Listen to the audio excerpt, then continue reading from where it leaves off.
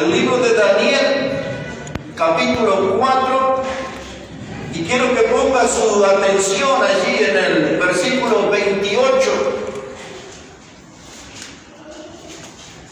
Y esta mañana vamos a estar hablando sobre el tema resurgiendo de las cenizas del fracaso. Fracaso es una palabra que va a aparecer muchas veces en nuestra vida. El fracaso no es el lugar donde nosotros tenemos que quedarnos a vivir. Cuando el fracaso toca nuestra vida, tenemos que aprender a resurgir de esas cenizas y poder ser hijos de Dios victoriosos.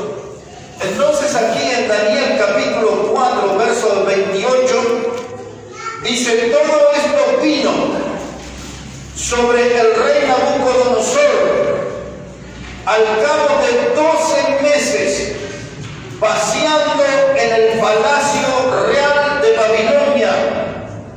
Habló el rey y dijo: ¿no es esta la gran Babilonia que yo edifiqué para casa real con la fuerza de mi poder y para gloria de mi majestad?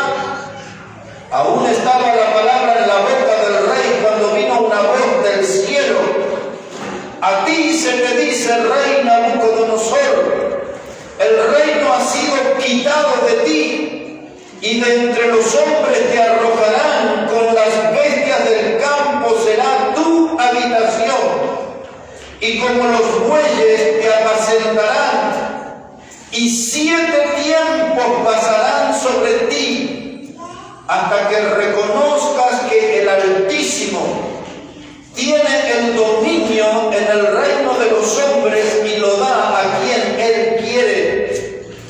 En la misma hora se cumplió la palabra sobre Nabucodonosor y fue echado de entre los hombres, y comía hierba como los bueyes, y su cuerpo se mojaba con el rocío del cielo, hasta que su pelo creció como plumas de águila, y sus uñas como las de las aves.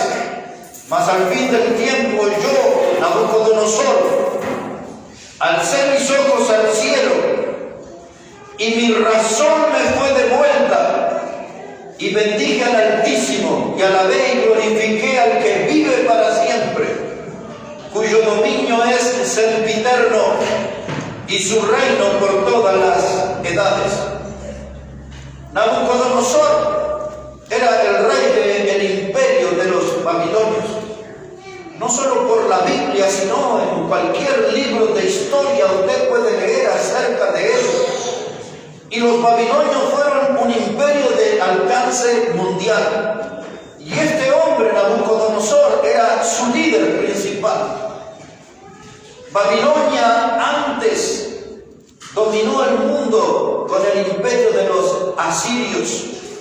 Los asirios fueron vencidos por los babilonios y ahora ellos dominaban, y ahí estaba Nabucodonosor, un rey que estaba montado en su vanidad. Nabucodonosor era un rey que gozaba de las mieles de la fama y del poder. Y usted ahí en lo que hemos leído lo escucha, y él dice: esta es la gran Babilonia que yo edifiqué. ¿Por qué hablaba él así, con ese espíritu de grandeza? Cuando usted lee en los libros de historia, una de las cosas que más destacaba a la Babilonia de Nabucodonosor eran sus jardines colgantes. Eso alcanzó una fama mundial, la cantidad de jardines colgantes que revestían y hacían relucir a Babilonia. Cuenta la historia que tan solo el comedor que usaba a diario, donde Nabucodonosor se juntaba con su gente para el almuerzo, era de 16 cuadras. Ese era el comedor de ellos. Los ríos, las fuentes que ellos habían creado, todo hacían de Babilonia algo grandioso. Por eso Nabucodonosor, en la cima del poder y de la fama, él se creyó Babilonia que yo edifiqué. Pero no solamente eso dijo él, dice yo la hice. No dijo él con la ayuda de Dios. Él dijo con el poder de mi fuerza y para gloria de mi majestad. Esa Babilonia era para que él se enalteciese y él reconocía que toda la sabiduría y toda la fuerza para construir ese imperio venía de él. Dios no tenía lugar en su vida. Y entonces Dios tuvo que darle una lección a él que nosotros necesitamos aprender. Dios lo tuvo que enviar a las cenizas del fracaso. De modo que este primer punto sobre el fracaso habla de un fracaso que es atraído por nuestra vanidad. Fue la vanidad de Nabucodonosor la que la sumergió a él en las cenizas del fracaso. Y cuando yo llego a un punto en mi vida en que estoy envanecido, porque soy una persona que tiene dinero, o porque tiene una propiedad, o porque tiene un buen auto, o porque tiene un título universitario, o porque se siente el dueño de una gran belleza física, y entonces me monto en la vanidad, y cuando Dios ve ese reflejo de vanidad en mí, Dios me manda a las cenizas del fracaso, para que empecemos a entender quién es Dios. Esto es lo que le sucedió a Nabucodonosor. Dios habla con él aquí, dice el verso 31 que hemos leído. Dice, aún estaba la palabra en la boca del rey cuando vino una voz del cielo. A ti se te dice, rey Nabucodonosor, el reino ha sido quitado de ti. En la vida familiar, en la vida hogareña o en la vida de la iglesia, en la vida de los negocios, de nuestra área de trabajo, cuando la vanidad aparece y nos creemos algo en cualquiera de esos ámbitos, Dios nos quita del lugar y nos hace morder el polvo de la derrota y nos sumerge en las cenizas del fracaso. Todavía Nabucodonosor estaba hablando grandezas cuando se escuchó la voz del cielo que le dijo, el reino te ha sido quitado. Ya no vas a estar ahí ni por el voto popular, ni por el apoyo del ejército. Dios lo decidió, tu reino fue quitado. Y esa voz del cielo decía algo más. Observa el verso 32 otra vez. Dice, y de entre los hombres te arrojarán, con las bestias del campo será tu habitación, y como a los bueyes te apacentarán. 7 tiempos pasarán sobre ti. Esa expresión 7 tiempos quiere decir que el castigo de Dios iba a estar sobre él durante 7 años. 7 tiempos son 7 años. 7 años de dejar el esplendor, la vida esplendorosa que llevaba. Y ahora iba a tener que vivir con los bueyes. Y como leímos más adelante, tenía que comer hierba como los bueyes. No tenía ya peluquero. Dice que el cabello le creció como las plumas de las águilas. Y así estaba comiendo hierba. Y dice que las uñas le crecieron como las uñas de las aves. Es decir, que ya no eran uñas, eran garras lo que tenía. Imagina el rey que estaba en el pedestal más alto. Ahora estaba en el chiquero más inmundo, comiendo hierba con los bueyes, en lugar maloliente, todo desaliñado, irreconocible. Y Dios le dio una lección, le hizo conocer el fracaso por causa de su vanidad. La lección para ustedes y para mí: no es beneficioso volvernos vanidosos en esta vida. No es beneficioso creernos que somos el ombligo del mundo. No es beneficioso creernos que somos lo más importante en la iglesia o lo más importante en el trabajo o que somos lo más importante en la familia. La vanidad es una trampa que nos va a meter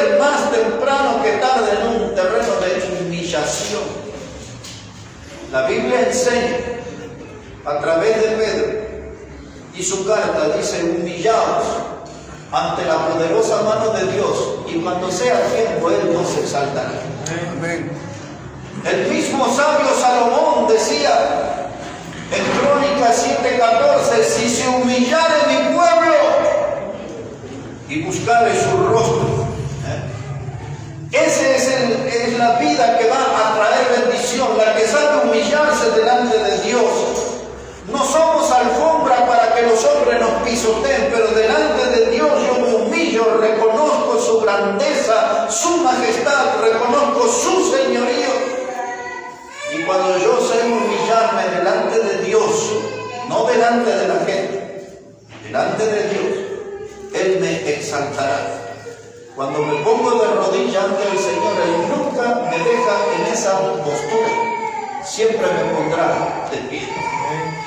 Nabucodonosor no había leído nunca el libro de Eclesiastés. Si él hubiese leído acerca de la sabiduría de Salomón, Salomón dice en el libro de Eclesiastés que las cosas más importantes para el ser humano están más allá del sol. Salomón repite en ese libro muchas veces que no hay nada nuevo debajo del sol. La lección que quiere dar Salomón en el libro de Eclesiastés es que las cosas importantes para nosotros tenemos que buscarlas más allá del sol, en la presencia de Dios. Esas son lecciones que necesitamos aprender. A veces somos muy jóvenes y somos muy vanidosos. La belleza física del hombre o la mujer en su juventud, la fuerza física, le hace sentir muy confiado, muy vanidoso. Y luego vamos al otro extremo de la vida y estamos en la misma zona de riesgo, porque una persona como yo que peina canas, que ya carga unas cuantas arrugas en su piel, yo ya sé todo, ya viví todo, y nos sentimos como que ya nada me puede pasar. Y en la juventud y en la vejez, la vanidad puede estar enquistada, puede ser un virus en nuestra vida. La vanidad no es buena, hermano. Nabucodonosor tuvo que aprender esta lección de Dios. Y entonces, después de toda esa humillación, de estar sumergido en las cenizas del fracaso, observe conmigo otra vez. Dice el verso 34.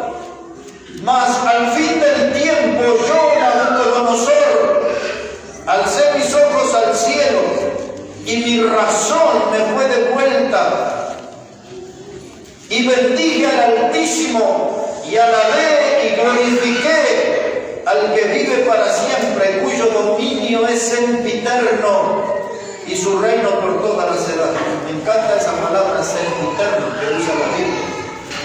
Esa palabra quiere decir que el reino de Dios siempre es eterno, sempiterno, siempre es eterno. Y ahora el detalle de esa oración de Nabucodonosor, el hombre que vivió de espaldas a Dios, que nunca le dio un lugar a Dios en su vida, ahora él dice: alcé mis ojos al cielo. Cuando la soga me aprieta, cuando el agua me llega al cuello, ahí me acuerdo de Dios. No era necesario llegar a ese punto. Y ahora él dice: alcé mis ojos al cielo, vi al Altísimo, hablé con el Altísimo. Dice él: me fue devuelta la razón. ¿Entiende el significado de esa frase? Me fue devuelta la razón, porque todo lo que él había hecho era una locura. Una locura. Como se diría, había perdido el quicio. Y esto es lo que el hombre, montado en la vanidad, no entiende, que es una locura enfrentarse a Dios. Otra persona que es Dios mismo, el Señor Jesucristo, dijo en el Evangelio de Mateo, capítulo 11, verso 28 en adelante, estas palabras: aprended de mí, que soy manso y humilde de corazón. Amén. Y entonces ahí tenemos los dos modelos de ser una persona vanidosa como el Nabucodonosor, la gran Babilonia que yo edifiqué con la fuerza de mi poder para la majestad de mi gloria. o elijo ser como Cristo, manso y humilde de corazón? Estas son lecciones de la Biblia que necesitamos aprender, hermano. Porque cuando yo me empiezo a codear con la vanidad, pronto voy a estar sumergido en las cenizas del fracaso. Y Dios es la única persona que puede sacarnos de ese lugar, de las cenizas del fracaso. En Mateo capítulo 5, si usted quiere lo busca, si no lo recuerda junto conmigo.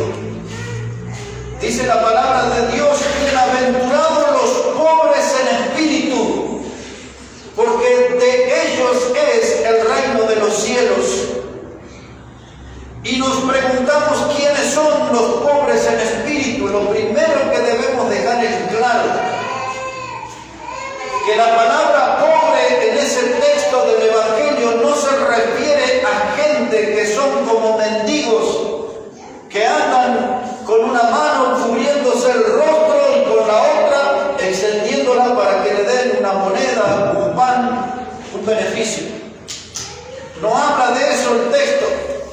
No habla de gente que no tiene recursos económicos. No habla de gente que tiene pobreza material. Cuando la Biblia habla de pobres en espíritu, habla de personas que con su vida tocaron fondo, que están viviendo un caos en su alma, una crisis en su alma. Pobres en espíritu se refiere a personas que están en bancarrota espiritual, en ruina total. Y ahora la Biblia dice, ellos pueden ser muy felices, bienaventurados. Y uno se pregunta, ¿cómo? Porque ya no pueden ir más abajo. Ya cayeron en las miserias más profundas, morales y espirituales. En otras palabras, un pobre en espíritu es alguien que está atrapado en las cenizas del fracaso. Y entonces ya no puede ir más abajo porque tocó fondo. Y ahí levanta la mirada. Como dice el Salmo 121, verso 1. Dice, alzaré mis ojos a los montes, de donde vendrá mi socorro viene de Jehová. Amén. El pobre en espíritu mira a Dios, ya está hastiado del pecado, ya siente asco de haber pecado tanto, está desilusionado, desesperanzado, está en ruinas, está destruido, y ahora pone su mirada en Dios, y Dios escarba en las cenizas del fracaso cuando uno le busca y lo saca a flote. Muchos de los que son pobres en espíritu hoy es por causa del pecado y de la vanidad, que se creyeron conquistadores del mundo, gente importante, de buena vestimenta, de buen perfume, de tarjetas de crédito, etc. Se creían importantes en la sociedad, en el mundo, y de pronto terminan en las cenizas del fracaso. Y Dios tiene que ir a buscar a esos pobres en espíritu y rescatarlos. En un poquito más de 40 años que tengo como predicador, he visto a Dios rescatar muchas vidas de las cenizas del fracaso. Y recuerdo perfectamente el día que Dios me sacó a mí de las cenizas del fracaso.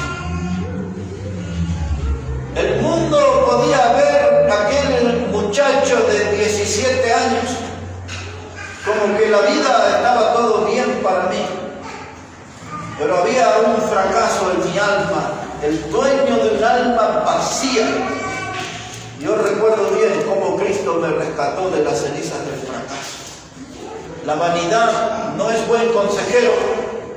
Si tiene síntomas de vanidad, o como ahora con eso de la COVID que dice, este tiene el virus, pero es asintomático. Y aunque usted se sienta asintomático, sáquese la vanidad por donde pueda y busque a Dios para no terminar humillado como Nabucodonosor en las cenizas del fracaso. En segundo lugar, vamos a ver hasta dónde llegamos. Uno puede llegar a las cenizas del fracaso por causa de la falta de fe y por causa de los temores. Otra vez. En segundo lugar, uno puede llegar a las cenizas del fracaso por falta de fe o por causa de mis temores. Muy rápidamente quiero que busquen, por favor, el libro de Ruth. En el Antiguo Testamento, el libro de Ruth. Y vamos a dar una mirada para refrescar nuestra memoria en el capítulo 1. Después de Josué viene Jueces y después de Jueces viene el libro de Ruth. Si no lo encuentra, solamente denme atención y voy a leer para usted. Dice así el libro de Ruth, capítulo 1, versículo 1. Dice: aconteció en los días que gobernaban los jueces, que hubo hambre en la tierra, y un varón de Belén de Judá fue a morar en los campos de Moab, él y su mujer y 2 hijos suyos. El nombre de aquel varón era Elimelech, y el de su mujer Noemí, y los nombres de sus hijos eran Malón y Kelión, efrateos de Belén. Verso 3: y murió Elimelech, marido de Noemí, y quedó ella con sus 2 hijos, los cuales tomaron para sí mujeres moabitas. El nombre de una era Orfa, el nombre de la otra Ruth, y habitaron allí unos 10 años. Y murieron también los 2, Malón y Kelión, quedando así la mujer desamparada de sus 2 hijos y de su marido. Aquí, hermano, es una historia que muestra a una familia que llegaron al punto en su vida que les faltó la fe. Primeros textos que leímos dicen que vino hambre sobre la tierra. Pero ellos estaban viviendo en una ciudad que se llama Belén. Belén significa casa de pan. En mi barrio, una de las jóvenes que atienden la panadería se llama Belén. Hace 2 semanas le dije: he oído que su nombre es Belén. Le digo: ¿sabe su significado? Me dijo: no. Le digo: bueno, está aquí en un buen lugar, está en la panadería, porque Belén significa casa de pan. Así que esta familia vivía ahí, un lugar donde era casa de pan, donde Dios proveía su alimento. Pero ellos escucharon que había hambre en la tierra y se preocuparon y quisieron salir del lugar seguro de la casa de pan y se fueron a vivir a Moab. Elimelech, ese nombre significa Dios es mi rey. Pero por algún momento Dios dejó de ser su rey, porque él pensó que Dios no iba a gobernar y sustentar su vida, y hizo la suya Elimelech, en complicidad con su esposa Noemí. Noemí, ese nombre significa dulce y placentera, y los nombres tienen mucho significado. Los 2 muchachos, Malón y Kelión, uno significa enfermo, su nombre, y el otro desfalleciendo. Y cuando se van a esa tierra, tratando de huir del hambre, se metieron en un mundo de tinieblas, de idolatría, y de pronto Elimelech muere. Y poco tiempo después, sus hijos, ya en desobediencia a la ley de Dios, buscan mujeres extranjeras, se casan, y de pronto los 2 muchachos mueren. En 10 años la familia quedó desintegrada. Y esta es la lección que la única sobreviviente, Noemí, que su nombre significa dulce y placentera, ella grita a viva voz a la gente: no me llamen más Noemí. Dice: yo quiero que me llamen Mara, porque en amargura me puso el Omnipotente. Cuando ella dice esa frase aquí en este capítulo 1, lo que está diciendo: hemos llegado a esta desgracia familiar por causa de nuestras malas decisiones, en el fondo porque les faltó fe. Faltó fe porque pensó que en la ciudad de Belén Dios ya no los iba a sustentar.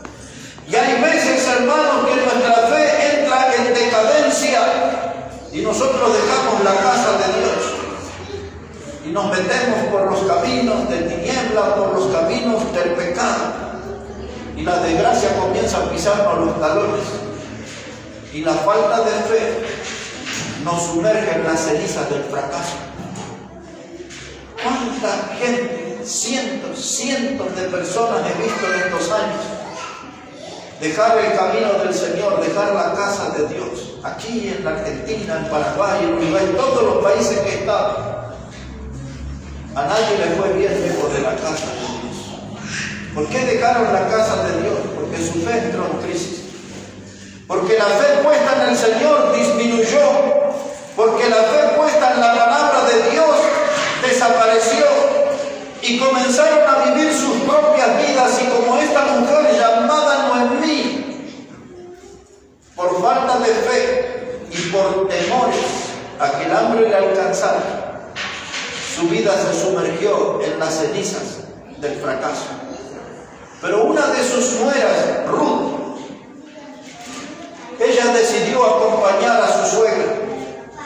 La otra nuera, que se llamaba Orfa, ella decidió volver a su vieja vida. Y el corazón de este libro de Ruth está en el verso 16. Observe lo que dice ahí, por favor. Ruth 1, verso 16. Respondió Ruth: no me ruegues que te deje y me aparte de ti, porque a donde quiera que tú fueres iré yo, y donde quiera que vivieres viviré. Tu pueblo será mi pueblo y tu Dios mi Dios. Ruth estaba mostrando a su suegra. No muchas nueras quieren a su suegra, pero esta sí la quería de verdad. Y le dice: yo me iré contigo. Dice: yo voy a dejar todo este territorio de tinieblas, de oscuridad, y me voy a buscar la luz de la bendición de Dios. Voy a dejar todos los ídolos que mis padres y mis abuelos adoraron, y me voy a buscar al Dios verdadero. Es eso lo que Ruth está diciendo: tu pueblo será mi pueblo y tu Dios será mi Dios. Ella estaba decidida a cambiar su vida. Ella comenzó a ejercitar la fe, sabía que el Dios Todopoderoso podía bendecirla. Y mire cómo sigue aquí esta historia, verso 17. Dice Ruth: donde tú murieres, moriré yo, y allí seré sepultada, y así me haga Jehová, y aún me añada que solo la muerte hará separación entre nosotras dos. Y viendo a Noemí que estaba tan resuelta a ir con ella, no dijo más. Y anduvieron pues ellas hasta que llegaron a Belén. Ahí está, volvieron a la casa de Pan. Y aconteció que habiendo entrado en Belén, toda la ciudad se conmovió por causa de ellas, y decían: ¿no es esta Noemí? Y ella les respondía: no me llaméis Noemí, sino llamadme Mara, porque en grande amargura me ha puesto el Todopoderoso. Escuche esto, el verso 21. Dice Noemí: yo me fui llena, pero Jehová me ha vuelto con las manos vacías. ¿Por qué me llamaréis Noemí? Ya que Jehová ha dado testimonio contra mí, y el Todopoderoso me ha afligido.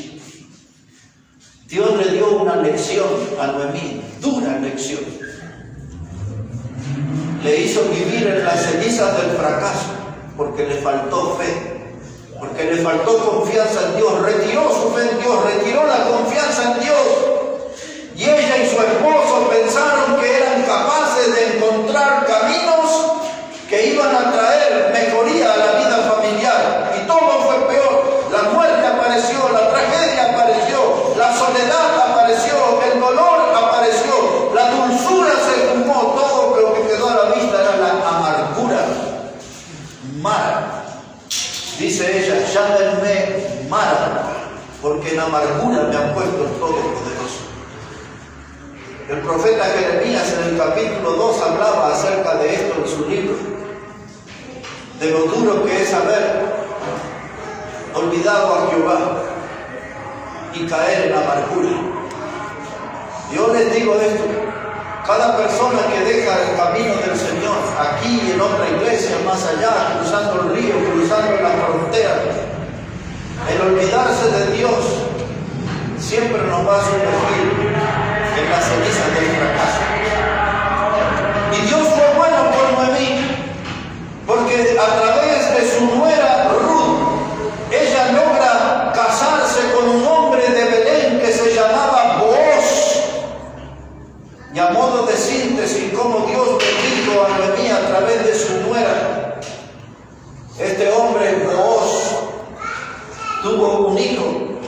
se llamó Obed. Y Obed tuvo un hijo que se llamó Isaí. Isaí tuvo un hijo que se llamó David, que fue el rey. Y desde ese árbol genealógico viene nuestro Señor Jesucristo, hijo de David. Ahí está. Dios no la dejó en las cenizas del fracaso, la rescató a Noemí y le dio la oportunidad de vivir una vida triunfante. La vanidad fue lo que sumergió a Nabucodonosor en las cenizas del fracaso. La falta de fe y los temores es lo que sumergió a Noemí en las cenizas del fracaso. En tercer lugar, puede haber fracaso por causa de nuestro fanatismo religioso. Y el que representa ese fracaso por el fanatismo religioso se llamaba Saulo de Tarso. Es el mismo que con el tiempo se transformó en el apóstol Pablo. Pero vamos a dar unas citas y juntos recordar. Dice que en Hechos capítulo 8, cuando mataron al predicador Esteban, Pablo consentía en su muerte. Saulo es el nombre que aparece. Y luego dice que Saulo perseguía a los hermanos y que los arrastraba desde las casas, hombres y mujeres, y los llevaba a la cárcel, y muchos de esos que iban a la cárcel terminaban en la muerte. Eso era lo que hacía Saulo. Él era un fanático religioso. Él dijo en Filipenses capítulo 3, verso 5, que en cuanto a la ley, él era fariseo de fariseo. Es decir, que era un religioso estricto, era un fanático de la religión. Entre los pergaminos de su vida, Saulo podía lucir que había sido instruido a los pies de Gamaliel. Gamaliel era el maestro más importante de la nación de Israel y Pablo había sido su alumno. Él había aprendido religión, clases de religión judía con Gamaliel, un hombre lleno de conocimiento de la religión, pero le faltaba un encuentro con el Dios verdadero. Y llegamos al capítulo 9 de Hechos de los Apóstoles, versículo 1, dice que Saulo, el nombre que tenía, dice, respiraba amenazas y muerte. Y había pedido a los sacerdotes y a los gobernantes un permiso para perseguir a los del camino. Los del camino eran nuestros hermanos en la fe. Y había conseguido cartas de las autoridades para perseguirlos hasta Damasco, es decir, hasta Siria. Iba a cruzar las fronteras de Israel y se iba a meter en Siria para perseguir a los cristianos y meterlos en la cárcel y que muchos llegaran a la muerte. Y mientras estaba en ese asunto, en Hechos capítulo 9, rumbo a Damasco, dice que de pronto apareció una luz y Saulo cayó al piso y escuchó una voz que le dijo estas palabras: Saulo, Saulo, ¿por qué me persigues? Y él dijo: ¿quién eres, Señor? Y la voz le dijo: yo soy Jesús, a quien tú persigues. Dura cosa te es dar cosas contra el aguijón. Y allí el fanático religioso, el que tenía cartas para apresar a los cristianos, el que se sentía un importante líder religioso lleno de títulos y de pergaminos, ahora estaba ahí en el piso, sumergido en las cenizas del fracaso. Su religión fracasó. Dios le demostró que es más poderoso. Dios le demostró que Él es el Todopoderoso, Él es el Omnipotente. Y Saulo de Tarso, que se llevaba al mundo por delante y se creía con autoridad para dar la vida o quitar la vida a alguien, ahí está, de rodillas en las cenizas del fracaso. Y ahora Jesús le dijo: yo te enseñaré cuánto debes padecer por mi causa. y lo metieron en la ciudad. Y hablaron allí con un hombre que tenía que cuidarlo. Y este hombre no quería, dice, pero Señor, ¿cómo me confías a este que este persiga a nuestros hermanos, los pone en la cárcel, les da muerte? Se llamaba Ananías, ese hermano en la fe. No quería saber nada. Cuando lo vio a Saulo era como haber visto al diablo mismo.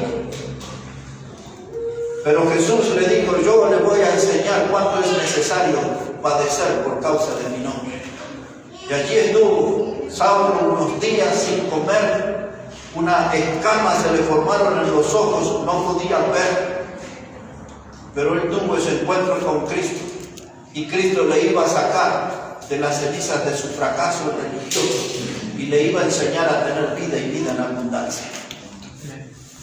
Saulo fue bautizado y luego Bernabé, un gran cristiano, lo fue a buscar, y aquel que había sido perseguidor de la iglesia, Bernabé lo comenzó a presentar delante de los apóstoles y delante de las congregaciones, y Bernabé daba testimonio de que este hombre había nacido de nuevo, que este hombre había creído en Cristo, cómo el Señor le sacó de las cenizas del fracaso religioso. Muchos de nosotros no perseguimos gente, ni matamos gente, pero muchos de nosotros somos religiosos. Somos cristianos del domingo y nada más. Un cristiano dominguero y no me pidan más y no me exijan más. Y nos encerramos en ese mundo de la religión del domingo. Pero el cristianismo es muy diferente. El cristianismo es algo de todos los días. El cristianismo es algo que requiere de una militancia diaria.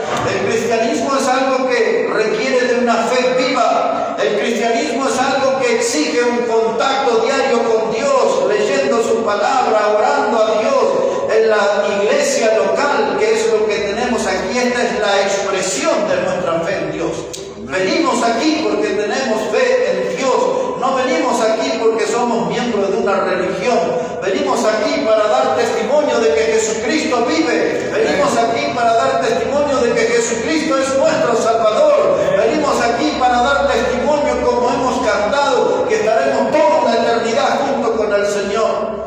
Venimos aquí para decir que Jesús es nuestro gran amigo. Venimos aquí para decir que Jesús es nuestro gran Salvador. Venimos aquí para decir que Jesús es el capitán de nuestra fe. Amén. Autor y consumador de nuestra fe. Amén. Venimos aquí los domingos a dar testimonio de Cristo, pero no transforma el verdadero cristianismo en una religión de domingo.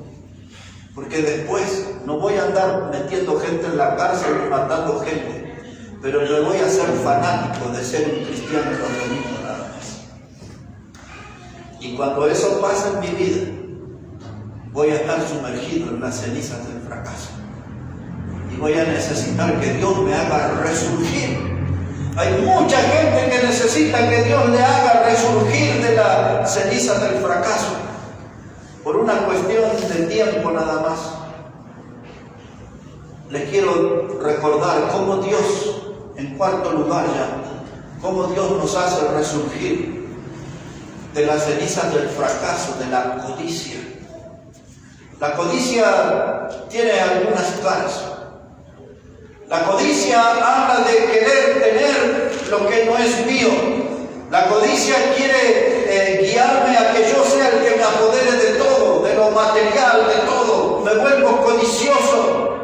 La codicia tiene que ver a veces con el adulterio. Jesús dijo, todo aquel que codicia a una mujer ya adulteró con ella en su corazón. La codicia es un terreno amplio en la Biblia. Pero tenemos un joven que nosotros recordamos su historia y le llamamos el hijo pródigo. Algunos traducen esa palabra pródigo como manirroto. No usamos ese término acá en esta región del mundo, pero eso quiere decir un despilfarrador, alguien que malgasta todo. Y de ese joven Jesús nos habló en el Evangelio de Lucas capítulo 15. Y desde el versículo 11 en adelante comienza a decirnos que un padre tenía 2 hijos y un día el menor vino y se presentó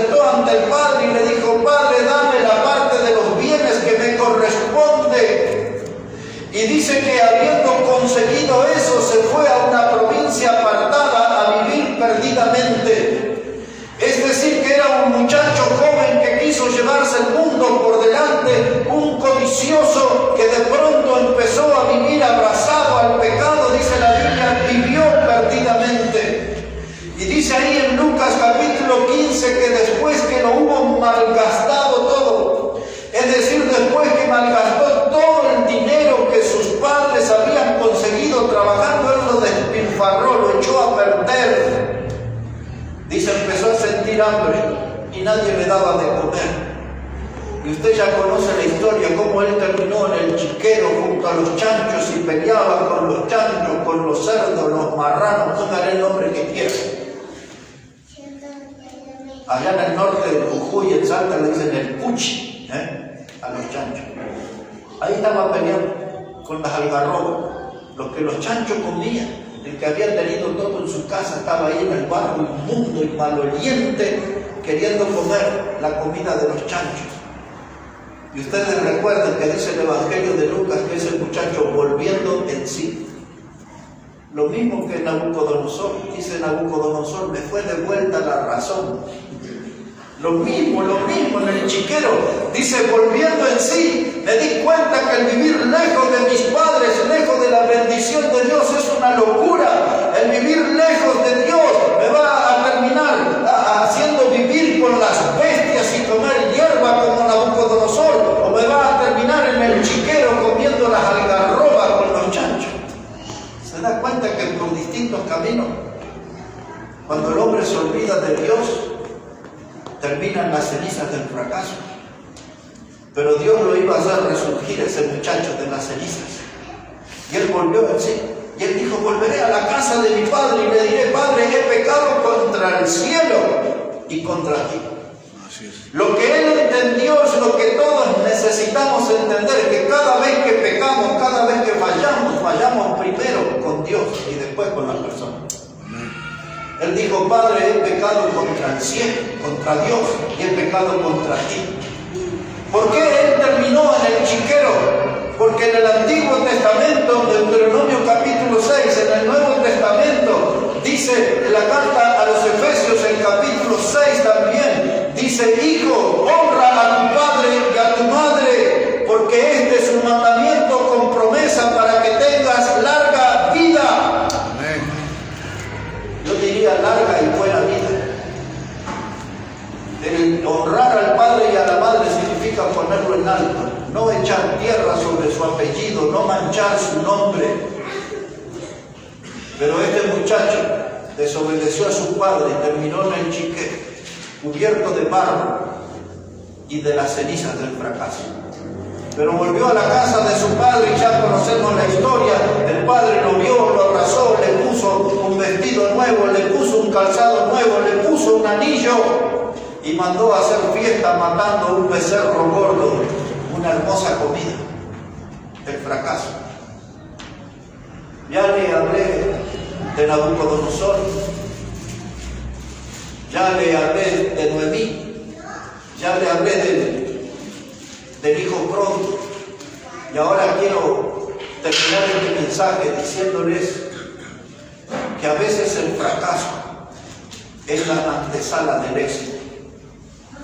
A veces el fracaso es el lugar donde Dios nos recicla, o si usted prefiere, donde Dios nos reinventa, donde Dios transforma nuestra vida. Dios utiliza el fracaso y a veces el fracaso es la antesala del éxito. Un último texto para terminar. Busque ahí en Génesis el capítulo 50 y el versículo 20. Génesis el capítulo 50 y el versículo 20. Este texto es el final de la historia que voy a recordar junto con ustedes. Génesis el capítulo 50, versículo 20. Aquí está José, el hijo de Jacob. Está en Egipto. Está frente a sus hermanos. Y José le dice estas palabras en el verso 20. Le dice, vosotros pensasteis mal contra mí, mas Dios lo encaminó a bien para hacer lo que vemos hoy, para mantener en vida a mucho pueblo. Ahora presta atención a esta frase. José le dice a sus hermanos: vosotros pensaste mal contra mí. Es decir, ustedes me quisieron hundir en las cenizas del fracaso. Pero dice José aquí: pero Dios lo encaminó a bien. Ustedes me quisieron hacer fracasar. Sí, no me gusta mucho el término, pero para que se entienda. Pero Dios me hizo exitoso. Dios me llevó al otro extremo. Y esta vida usted se va a encontrar con muchas personas que están llenos de malos deseos contra usted. De muchas personas que desean verlo fracasar. De muchas personas que nunca le van a extender una mano, ni en la familia, ni en el trabajo, ni en el estudio, y hasta a veces hasta en la iglesia usted va a encontrar gente que no le va a extender la mano.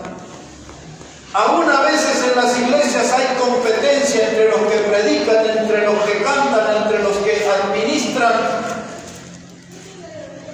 Y hay gente que aún en la casa de Dios desea el fracaso de otro. Dice: ¿cómo puede ser?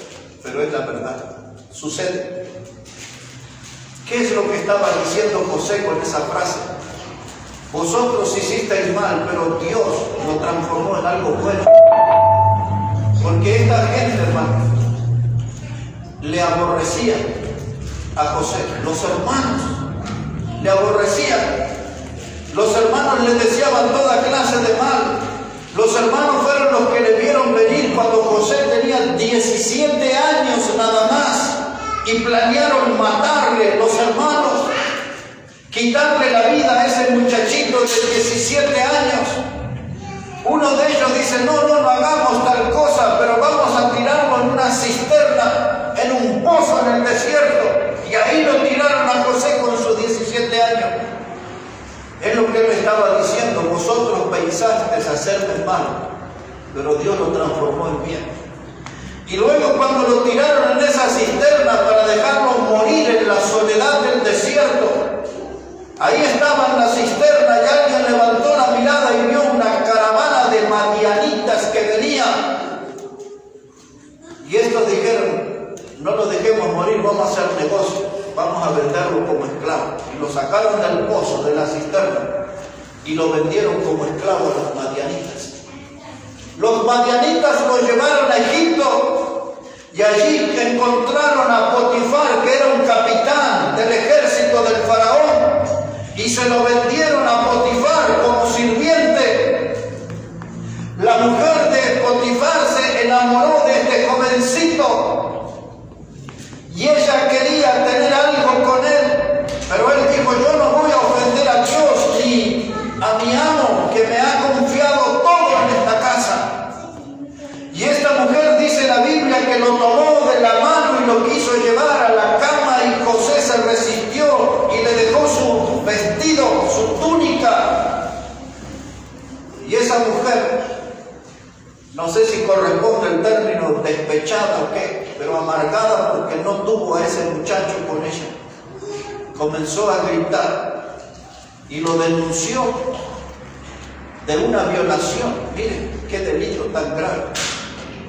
Pero José no le había tocado ni un cabello ni nada, y esta mujer lo acusó de violación y lo mandaron a la cárcel.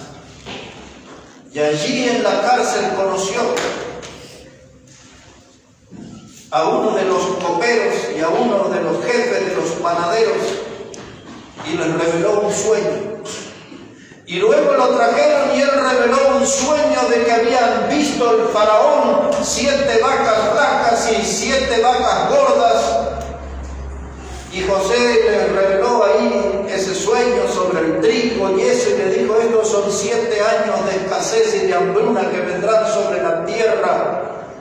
Hay que almacenar el trigo, hay que hacer esto, aquello. Y el faraón lo puso en un lugar alto.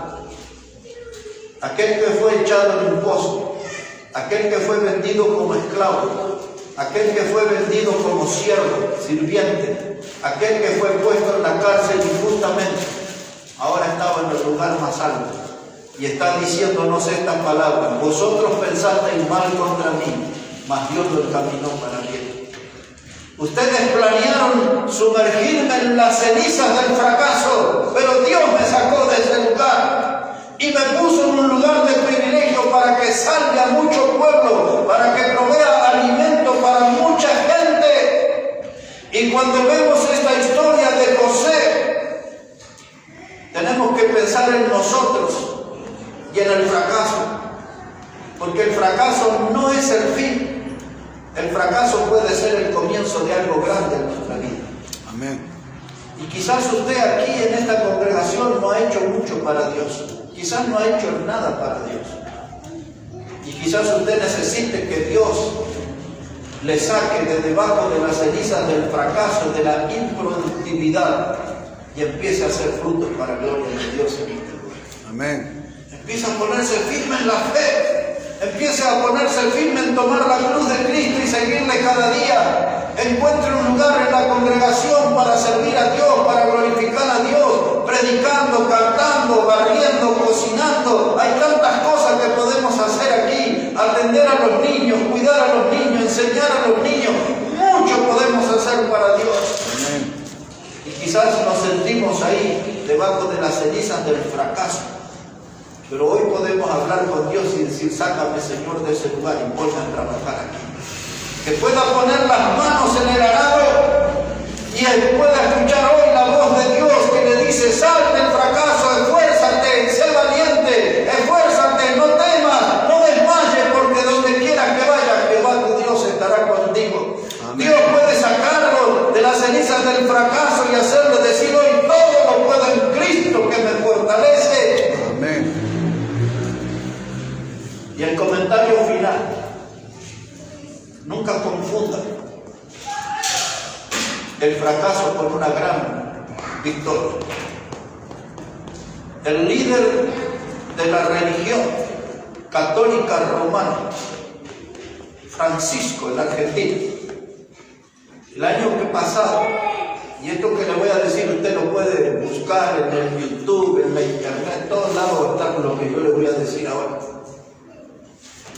Una vez ante los periodistas, otras veces ante gente, en diferentes momentos, porque siempre estaba con diferentes vestimentas, dijo el líder de la religión católica que Jesús, dice, cuya vida, dijo, esto es textual lo que le estoy diciendo, dice: Jesús, cuya vida humanamente hablando terminó en el fracaso, y agregó: en el fracaso de la cruz. Esto dijo el líder. Él estaba diciendo que la vida de Jesús y la muerte de Jesús en la cruz fue un fracaso. En otra ceremonia, con aparentes gestos de humildad, él dice: hay dos cosas que necesito en mi vida y las tengo en mi bolsillo. Esto dijo el Papa romano el año que pasó, 2021. Y sacó de un lugar un rosario. Me dice: yo necesito para mi vida este rosario. Y sacó del otro bolsillo, como si fuera una billetera. Eso es lo que él le llama el Vía Crucis. Es lo que él dijo ahí. Y tengo este Vía Crucis. Esto que tengo acá, dijo el Papa, es el fracaso de Dios. La expresión que usó es el fracaso de Dios. Yo sé que muchos de ustedes van a ir a buscar eso y tienen que hacer eso, tienen que ver y escuchar eso. Dijo él: esto es el fracaso de Dios, porque habla desde que Jesús fue apresado y puesto en la cruz. Ahora yo digo, para terminar, nunca confundan, si es que pudiéramos hablar en términos de éxito y de fracaso, nunca confundan el mayor éxito del amor de Dios con un fracaso. Porque Jesús no fracasó en esa cruz. Él es el Hijo triunfante de Dios. En esa cruz dice Pedro que Él estaba cargando sobre su cuerpo el pecado de todos nosotros. Amén. Yo no sé quién le enseñó a este hombre ese asunto del Vía Crucis, que todo terminó en la muerte. Para mí, hermanos, todavía después de la muerte estaba la